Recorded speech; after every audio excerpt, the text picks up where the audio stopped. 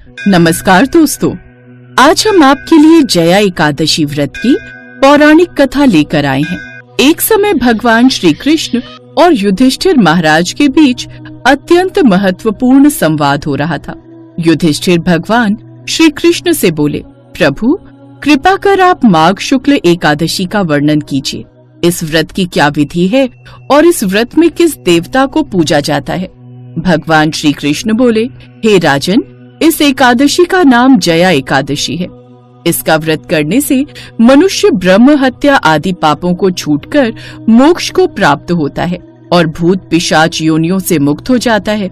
इस व्रत का विधि पूर्वक से पालन करना चाहिए। अब मैं आपको पद्म पुराण में वर्णित इसकी महिमा की एक कथा सुनाता हूँ। ध्यान पूर्वक सुनिए। कई वर्षों पूर्व स्वर्ग लोक में राजा इंद्र राज्य करते थे। उनके लोक में सभी देवगण प्रसन्न थे। परिजात पुष्पों से लदे नंदन वन में एक दिन देवराज इंद्र सोमरस का पान कर रहे थे। अप्सराएं उन्हें प्रसन्न करते हुए नृत्य प्रस्तुत कर रही थी और कई गायक सुंदर संगीत प्रस्तुत कर रहे थे। मुख्य संगीतज्ञ चित्रसेन अपनी पत्नी मालिनी और पुत्र माल्यवान के साथ वहां उपस्थित थे। वहां एक पुष्पवती नाम की अप्सरा भी थी जो माल्यवान की तरफ आकर्षित हो गई। उन दोनों को एक दूसरे के प्रति आकर्षित देख देवराज इंद्र क्रोधित हो गए और बोले, हे मूर्ख, तुम दोनों मुझे प्रसन्न करने का आडंबर कर रहे हो, लेकिन तुम दोनों की एक दूसरे के प्रति आसक्ति मुझे स्पष्ट दिख रही है। इस भरी सभा में तुम दोनों ने मेरा अपमान किया है। मैं तुम्हें श्राप देता हूँ। तुम दोनों इसी क्षण पिशाच योनि धारण कर लोगे। पति पत्नी के रूप में मृत्युलोक में जाओगे और वहां अपने पाप कर्मों का फल भोगोगे। इंद्रदेव के कठोर वचन सुनकर माल्यवान और पुष्यवती अत्यंत लज्जित हुए और उसी क्षण वो दोनों पृथ्वी लोक पर हिमालय के शिखर पर पिशाच रूप में आ गए। चारों ओर बर्फ ही बर्फ थी। न खाने को कुछ था, न ही पीने को। वो ठंड से कांप रहे थे। उन्हें एक गुफा दिखी जिसमें उन्होंने शरण ले ली। इंद्र के श्राप के कारण दोनों हिमालय पर पिशाच बनकर दुख पूर्वक अपना जीवन व्यतीत करने लगे। दोनों को पूरी रात नींद नहीं आती थी। एक दिन माल्यवान ने अपनी पत्नी से कहा, ना जाने हम कौन से पाप कर्मों को भुगत रहे हैं। इस तरह दोनों ठंड में गुफा में बैठे रहे, लेकिन शीतलहर के कारण उन्हें सारी रात नींद नहीं आई। वो सारी रात जागकर भगवान श्री हरि का नाम जपते रहे। संयोग से वह दिन जया एकादशी का था। उस दिन कुछ भी न खाने पीने और रात्रि जागरण करने से उन दोनों ने पिशाच का शरीर त्याग दिया और अपने दिव्य शरीर को धारण कर लिया।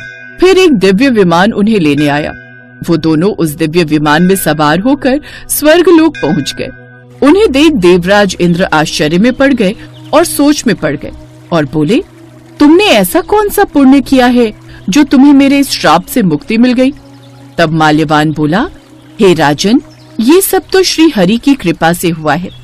हमने अनजाने में ही सही उनकी प्रिय जया एकादशी का पालन किया, जिससे हमें ये दिव्य शरीर प्राप्त हुआ है।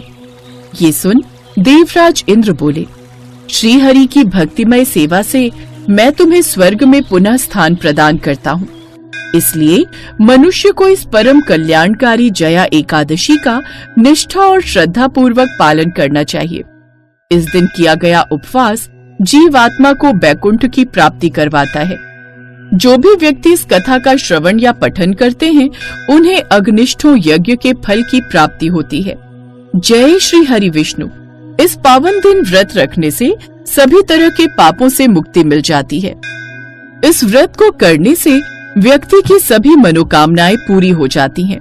धार्मिक मान्यताओं के अनुसार एकादशी का व्रत रखने से मृत्यु के बाद मोक्ष की प्राप्ति होती है। पूजा विधि। सुबह जल्दी उठकर स्नान आदि से निवृत्त हो जाएं। घर के मंदिर में दीप प्रज्वलित करें।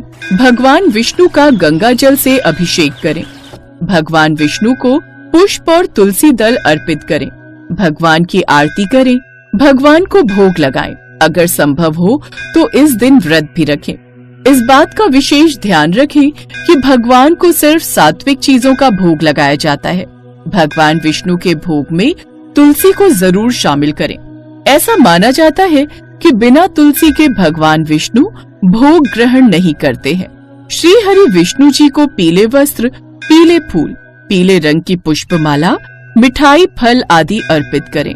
जया एकादशी के दिन पीपल के वृक्ष को जल चढ़ाएं और उसके समीप देसी घी का दीपक जलाएं। इस पावन दिन भगवान विष्णु के साथ ही माता लक्ष्मी की पूजा भी करें।